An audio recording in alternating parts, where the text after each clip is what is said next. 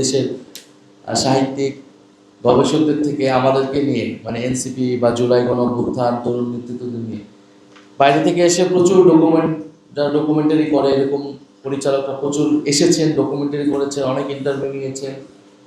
তো আমার আহ্বান থাকবে, অনুরোধ থাকবে যে যারা দেশে কাজ করছেন, যদি এনসিপিকে নিয়ে এই ধরনের লেখাজোখা বের হয়, এটা আমাদেরও একটা রিফ্লেকশন হয় যে আমরা আসলে কোথায় ভুল ত্রুটি করতেছি বা আমরা কিসের মধ্যে গিয়েছি।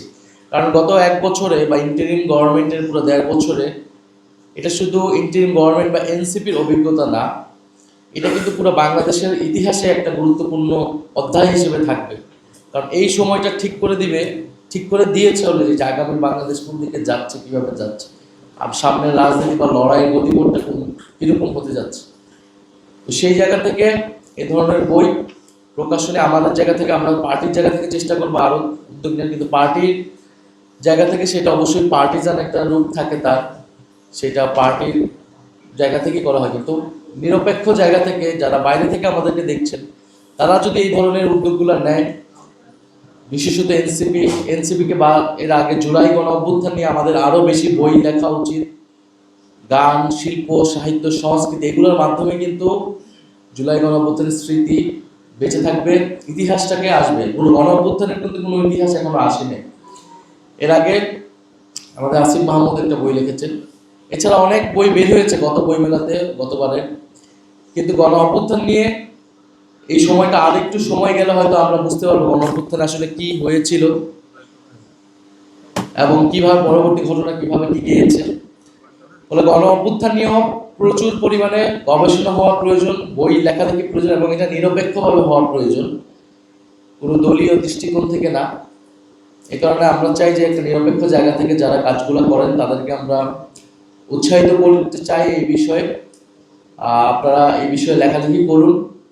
জুলাই গণঅভ্যুত্থান, তরুণ নেতৃত্ব এবং বিগত সময়গুলোকে আমাদের আসলে আরো বিশ্লেষণ করা উচিত, যে এই সময়গুলোতে আসলে আমাদের কোথায় ভুল হইল, কোথায় সফলতা হইল, কোথায় সম্ভাবনা ছিল, সেই সম্ভাবনাগুলো এখনো আছে, আমরা সেগুলোকে কাজে লাগাতে চাই। এবং পুরো দুনিয়াতেই আজকে নেপালে নির্বাচন হয়েছে, গতকালকে নেপালের নির্বাচনের ফল, সেখানে অভ্যুত্থানকারী আমরা শুনতেছি তারা সেখানে এগিয়ে আছে, তারা সফলতা পেতে যাচ্ছে।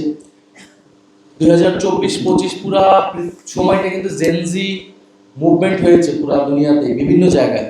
গত এই সাম্প্রতিক 4-5 বছরে অনেক জায়গায় তারা সফল হয় নাই, আবার অনেক জায়গায় তারা সফলতা পাচ্ছে। বাংলাদেশের কেসটাও ডিফারেন্ট, বাংলাদেশের প্রেক্ষাপটটা অনেক ভিন্ন। নেপালে থেকেও বাংলাদেশের দীর্ঘ 16 বছরের ফ্যাসিবাদ ছিল। নেপালে একটা অস্থিরতার সময় বিভিন্ন আন্দোলন এবং ঘটনার মধ্যে দিয়ে নেপাল যাচ্ছে। বাংলাদেশেও সামনে এরকম হওয়ার সম্ভাবনা আছে, যদি অর্থনৈতিক যে নিরাপত্তা, বৈষম্যহীনতা, গণতান্ত্রিক সংস্কার এগুলো যদি নিশ্চিত না হয়, বাংলাদেশের তরুণরা কিন্তু বারবার রাস্তায় নামবে। আমরা চাই যে একটা স্থিতিশীলতা, নতুন সংসদে এগুলো আলোচনা হবে, কিন্তু সেই জায়গা কিন্তু যারা সরকারে আছে তাদের উপর নির্ভর করবে। সেই জায়গা যদি সংকুচিত করে ফেলা হয়, তাহলে আবারই বারবার রাজপথে আন্দোলন সংগ্রামগুলো করাবে। সেখান থেকে কিন্তু নতুন রাজনীতির সম্ভাবনা আরো বাড়বে, সামনের দিকে কিন্তু আগাবে।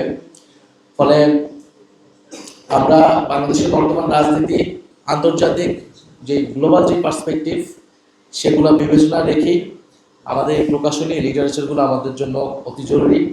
তো মাহবুব ভাইকে আমি আবারও ধন্যবাদ জানাচ্ছি, দুই মাহবুব ভাইকেই, প্রকাশক এবং লেখক, এই বই লেখা, রচনা করার জন্য এবং প্রকাশের জন্য। এবং এখন বইমেলার সময়, এবার বইমেলা নির্বাচনটা অনেক পরে হয়েছে, যারা আমাদেরকে শুনছেন এনসিপি শুভাকাঙ্ক্ষী, তাদেরকেও বলবো জুলাই গণঅভ্যুত্থান, তরুণ নেতৃত্ব ভাই, এবার বইমেলা আপনারা যাবেন, আপনারা বই কিনবেন, বড়কে বই কিনতে উৎসাহিত করবেন।